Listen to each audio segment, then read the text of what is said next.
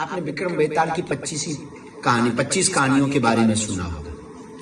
वीर विक्रमादित्य के दरबार में एक बार एक फकीर प्रातः काल आया। राजा का काम सुबह से सबको मिलते थे, कुछ ना कुछ उपहार लोग देते थे।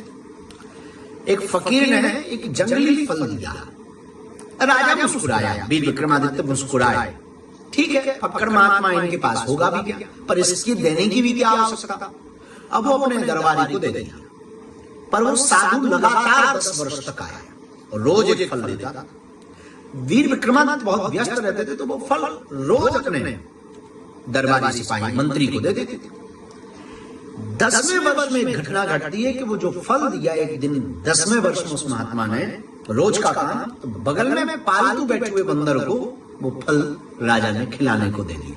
और जैसे उसने वो फल खाया तो चौंक गया कि बंदर ने अपने मुंह से इतना बड़ा हीरा उगल करके फेंका उस फल के बीच से कि आज तक राजा के खजाने में भी नहीं था। राजा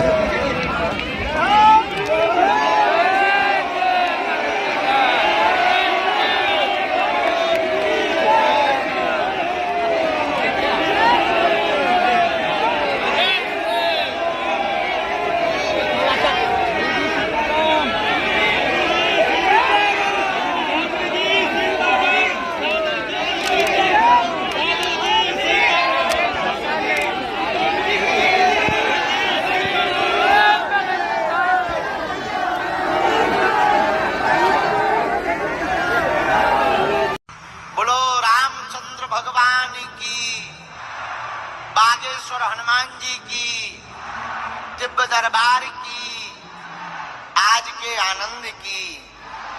तो आज का दरबार शुरू करते हैं। मन में राम नाम का जप करो, बालाजी से प्रार्थना करो। बालाजी सबकी सुनते हैं, हम तो माध्यम हैं, हम भगवान नहीं हैं, न हम महात्मा हैं। हम तो बड़े ही नालायक निकम्मा आदमी हैं, महामूर्ख हैं। हमारे चक्कर में ना पड़ो, जिनके चक्कर में हम पड़े तुम भी उन्हीं बागेश्वर बालाजी के चक्कर में पड़ो। वह सर्व सामर्थ्यवान है।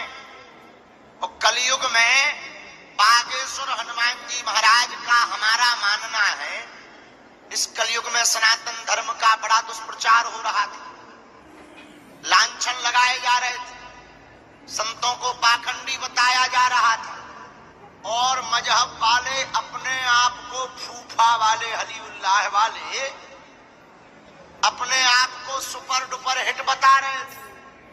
बागेश्वर हनुमान जी का दरबार उनकी ठटरी बारने के लिए ही लग रहा है। वर्तमान में उन लोगों की दुकानें बंद हो गई। अब आगे के लगे हैं षड्यंत्र करने। कोई मुंह चला रहा, कोई षड्यंत्र कर रहा कि बाबा को फंसा दो, वरना ये 4-6 साल और बाबा जिंदा रहेगा तो हम लोगों को तो ठटरी और गठरी दोनों बांधनी पड़ेगी। लेकिन हमारा प्रण है, इस भारत में आज तक तथाकथित लोगों ने, तथाकथित धर्मगुरुओं ने, तथाकथित टोना टोटका करने वाले और फूफा दिखाने वाले लोगों ने भारत के भोले भाले हिंदुओं को भूत पकड़ाए हैं। हम भारत के लोगों को भगवान पकड़ा करके जाएंगे। इसलिए मेरे पागलों और बागेश्वर धाम के दिव्य दरबार में आए हुए आत्माओं, तुम ये विचार मत करो कि तुम हमसे मिल नहीं पाए, तुम्हारी बात नहीं हो पाई, या पर्चा नहीं बना तो तुम्हारा काम नहीं होगा, या तुम पर कृपा नहीं होगी, या तुमसे हनुमान जी नाराज हैं। ये तो मूर्खता की बातें हैं। हमारे सामने लाखों ऐसे उदाहरण हैं जिनसे हम आज तक मिले नहीं, लेकिन जब भी वो मिलते हैं कहते हैं गुरुजी हमारी जय जय हो गई है। आपने विक्रम बेताल की 25 कहानियों के बारे में सुना होगा। वीर विक्रमादित्य के दरबार में एक बार एक फकीर प्रातः काल आया। राजा का काम सुबह से सबको मिलते थे, कुछ ना कुछ उपहार लोग देते थे। एक फकीर ने एक जंगली फल दिया। राजा मुस्कुराया, वीर विक्रमादित्य मुस्कुराए। ठीक है, फक्कड़ महात्मा इनके पास होगा भी क्या, पर इसकी देने की भी क्या आवश्यकता। अब वो अपने दरबारी को दे दिया। पर वो साधु लगातार 10 वर्ष तक आया, रोज एक फल देता था। वीर विक्रमादित्य बहुत व्यस्त रहते थे, तो वो फल रोज अपने दरबारी सिपाही मंत्री को दे देते थे। 10वें वर्ष में एक घटना घटती है कि वो जो फल दिया, एक दिन 10वें वर्ष में उस महात्मा ने रोज का काम, तो बगल में पालतू बैठे हुए बंदर को वो फल राजा ने खिलाने को दे दिया। जैसे ही उसने वो फल खाया तो चौंक गया कि बंदर ने अपने मुंह से इतना बड़ा हीरा उगल करके फेंका उस फल के बीच से कि आज तक राजा के खजाने में भी नहीं था। राजा चौंक गया और फकीर से बात करनी होगी तो दरबारी से पूछा कि बाकी जो 10 वर्षों तक फल आए वो कहां है। उसने कहा कि राजकोष में हमने एक खंडर में डाल दिए। जब देखा तो दुर्गंध आ रही थी, पर हीरे चमक रहे थे। दरअसल सदगुरु के पास जब हम जाते हैं तो सदगुरु हमको कुछ पकड़ाता है तो हम उसे समझ नहीं पाते। गुरु कुछ पकड़ाता है उसे समझ नहीं पाते।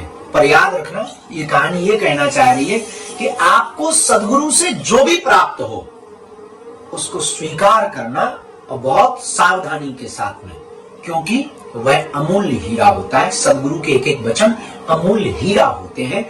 इतना बेशकीमती हीरा होता है कि उसकी कोई दुनिया में कीमत नहीं होती है। इसलिए बेहोशी में नहीं, होश में जिंदगी को जीना है, और सदगुरु के सामने तो होश में ही जाया कर।